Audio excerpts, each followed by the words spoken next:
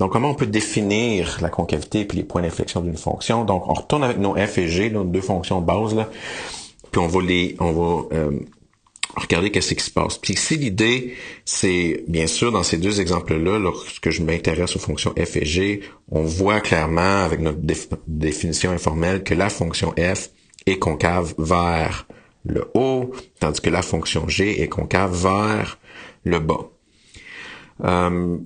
On a déjà défini ensemble des pentes de droite tangente. Est-ce que les pentes de droite tangente peuvent nous aider? Donc, par exemple, est-ce que le tableau des signes de f' pourrait nous aider? Well, si tu regardes les pentes de certaines droites tangentes, donc pour chaque fonction, j'ai dessiné 3 pentes tangentes. La première, fonction f, si j'avais à donner des chiffres pour ces pentes tangentes-là, je pourrais dire que la première est à peu près 0.5, la deuxième est à peu près 1, la dernière est à peu près 2.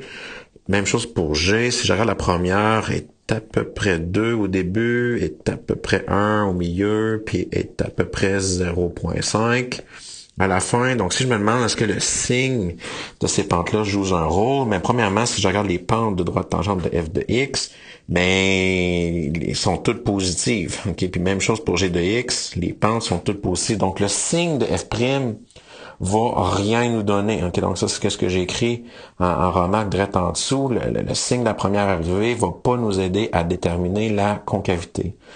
Mais qu'est-ce qu'on peut remarquer? Nos pentes sont similaires, mais dans le premier cas, je pars de 0.5. Je pars de 0.5 à 1, puis ensuite à 2, tandis que l'autre, je commence à 2, je descends à 1, puis je descends à 0.5. Donc, les valeurs des pentes pour F, ils augmentent, tandis que pour G, ils diminuent. Donc, lorsque je m'intéresse à l'accroissement des valeurs des pentes de droite, lorsque je m'intéresse à l'accroissement des pentes des droites tangentes, je peux remarquer que les pentes pour F augmentent, tandis que les pentes pour G diminuent. Donc, les pentes sont croissantes pour F, mais les pentes sont décroissantes.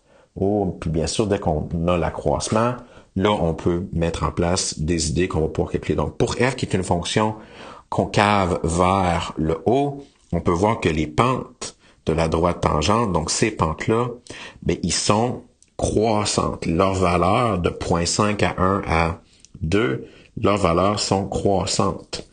Donc, si ces valeurs sont croissantes, donc on a une formule qui calcule les pentes, c'est la dérivée. Donc, on sait que ça va arriver si la dérivée de la dérivée, donc la deuxième dérivée, donc la dérivée de la dérivée, c'est la deuxième dérivée, est positive. Donc, si la deuxième dérivée est positive, les pentes sont croissantes.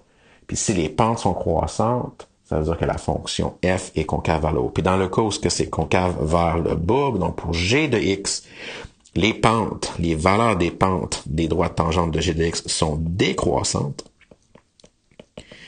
Donc, on a l'information sur l'accroissement des valeurs des pentes.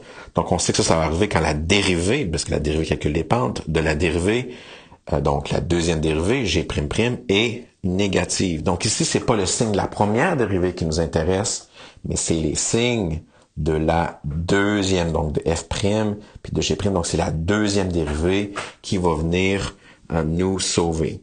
Donc, puis ça nous mène vers une définition qui va nous permettre de calculer la concavité. Donc, la prochaine définition, c'est quoi? Nous, qu'on va utiliser comme concavité. Donc, on a une fonction f définie à un certain point.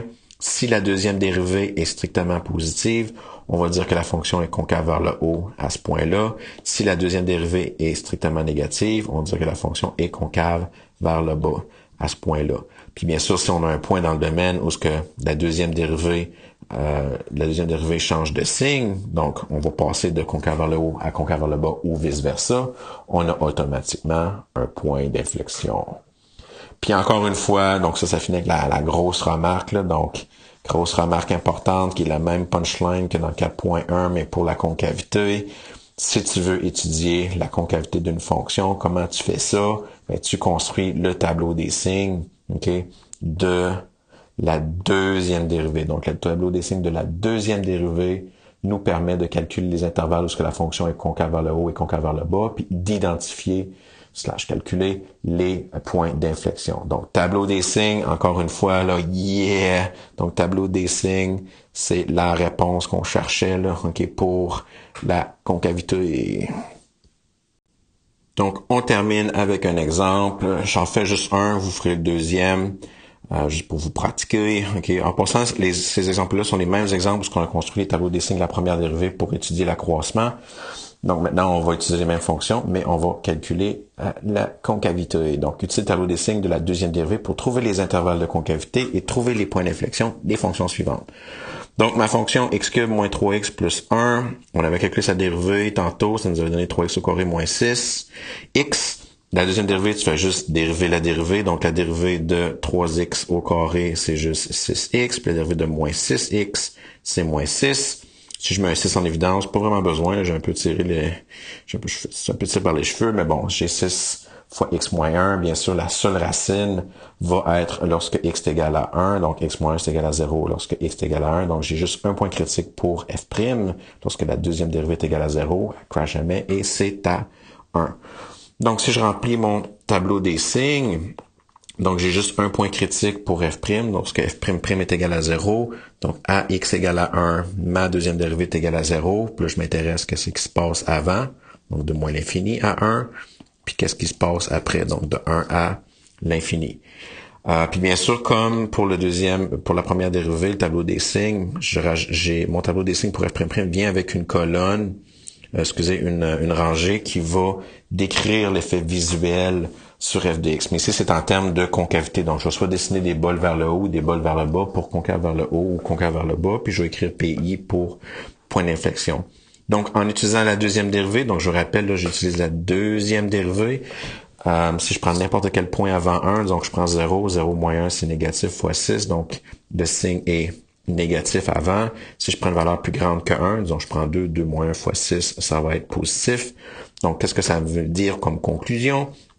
Mais que ma fonction de moins l'infini à 1 est concave vers le bas. Donc, je dessine un bol qui est renversé vers le bas.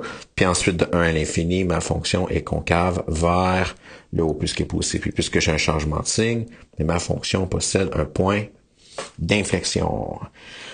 Donc, je vous rappelle, là, la description est importante, c'est même plus important. Par ce point-ci, vous avez déjà construit les tableaux des signes, puis construire les tableaux des signes pour f' ou f'', c'est rien de nouveau, c'est exactement comme avant. Ok, donc, qu'est-ce qui est brand new? C'est l'interprétation visuelle. Pour le tableau des signes de f', c'est quand est-ce qu'elle monte, quand est-ce qu'elle descend.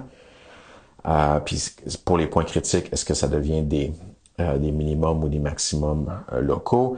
Pour la concavité, c'est quand est-ce qu'elle est concave vers le haut, concave vers le bas. Donc, encore une fois, je vous invite à faire le prochain exemple par vous-même. Et ceci finit. OK, la section 4.2. Donc, encore une fois, in a nutshell, tableau des signes de la deuxième dérivée nous permet de calculer la concavité de la fonction, donc les intervalles où c'est concave vers le haut et concave vers le bas. Et ça nous permet de calculer si la fonction possède des points d'inflexion. Alright, pour la section 4.2, that's it. Bye bye là.